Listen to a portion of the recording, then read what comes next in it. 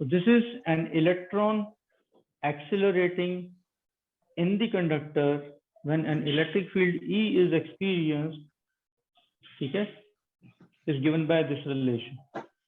Now we know that all electrons in zigzag motion.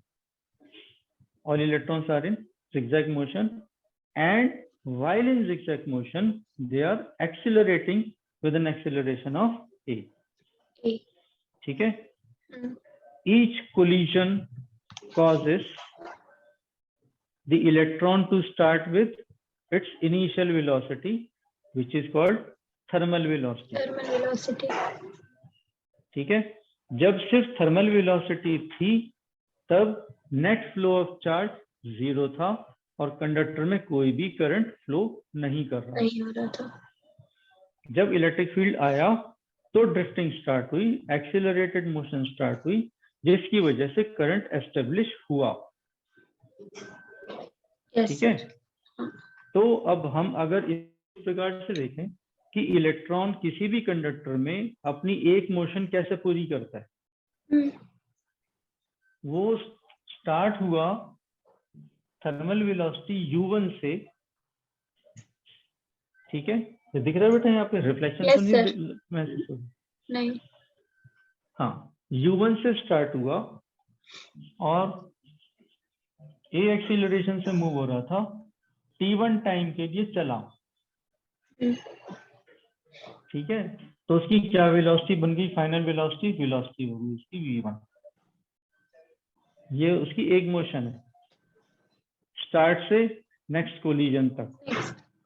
फिर next collision से जब अगली मोशन उसने स्टार्ट की तब उसकी वेलोसिटी बनी थी v2 which is equal to u2 plus at2। फिर जो नेक्स्ट सक्सेसिव मोशन मिली थी उसमें उसकी वेलोसिटी बनी थी v3 जो स्टार्ट हुई थी u3 से प्लस at3। ऐसे सक्सेसिव मोशन उसकी चलती चली जा रही है और उसकी nth मोशन जब हमने देखी वो थी vn is equal to un plus atn। ठीक है, सारी वेलोसिटीज को हम सम अप कर लेते हैं, इन सारी वेलोसिटीज को हम सम अप कर लेते हैं क्योंकि हमें एवरेज चाहिए।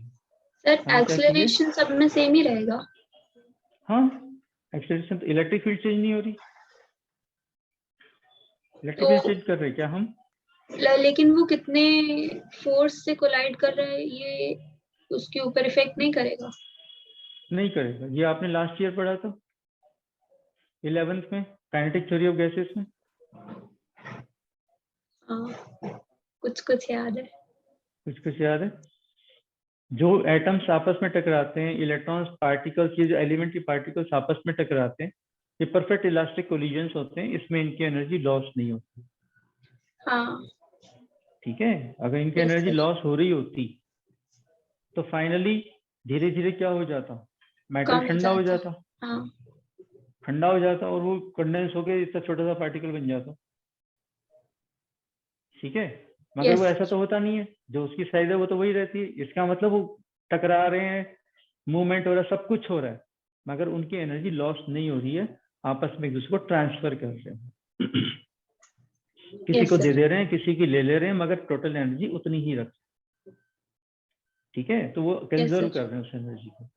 तो अब हम इन एन मोशंस के अंदर we want to find the average. ठीक है, so how do we do this? We add all this, तो v1 v2 v3 vn, इन सबको ऐड करेंगे तो हमें मिलेगा sigma sum of all velocities, final velocities.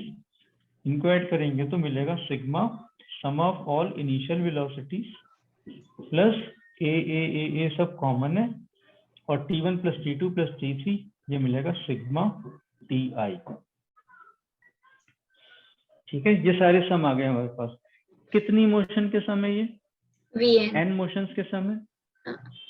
n motions के समय तो हम इनको n से डिवाइड कर देते हैं। When we divide this by n तो क्या हो जाएगा? This upon n, this upon n and this upon n। So sum of all final velocities divided by n gives me the average velocity। ठीक है, sum of all final velocities divided by number of number velocities of velocities gives me average velocity. And this average velocity I call drift velocity. This average velocity I call drift velocity and I represent it by Vd. ठीक है? Yes, sir. Sum of all thermal velocities as we observed always remains 0.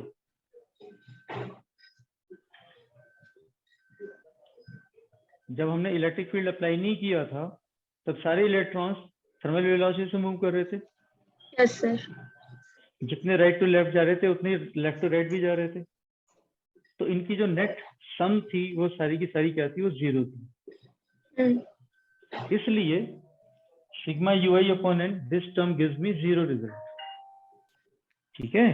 Some of all thermal velocities is always 0. There is no net flow contributed by this thermal velocity. So this term is 0. ठीक है? जब आप actually ये derivation लिख रहे होंगे तब ये बात आपको एक्सप्लेन कर दूंगा. ठीक है? ठीक है, वहां ये बात लिखनी है कि ये टर्म मैं 0 क्यों बोल लिख रहा हूँ. Plus a into sigma total time of travel upon n. Average travel time हो गया ये. ठीक है, इसको हम रिप्रेजेंट करते हैं टाउ से. This is a symbol called tau, TAU, tau.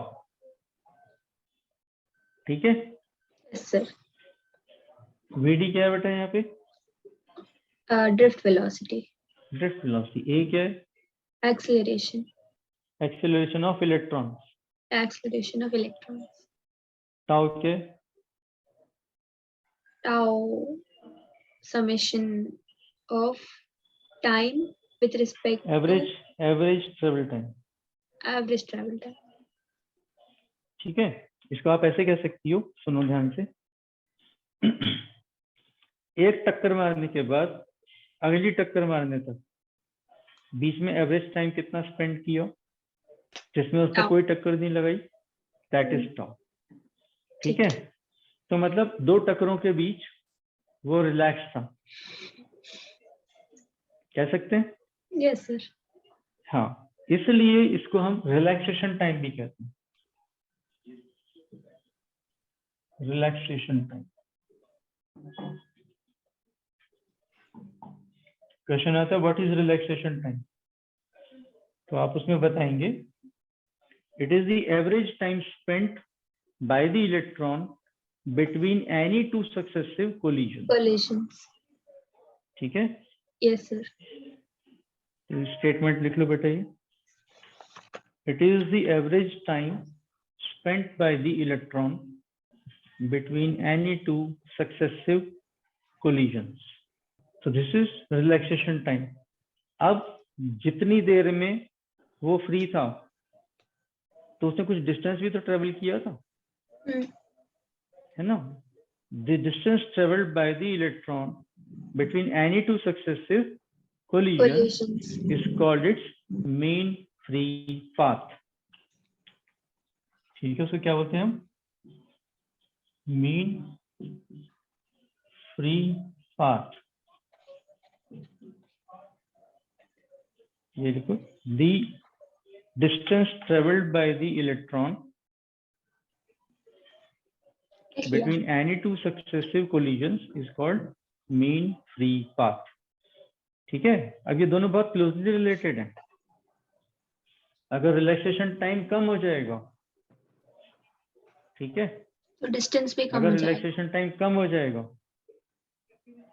तो मीन फ्री पाथ पे क्या फर्क पड़ेगा? वो भी कम हो जाएगा. आप झूठ बोल रही हो. वो बढ़ जाएगा.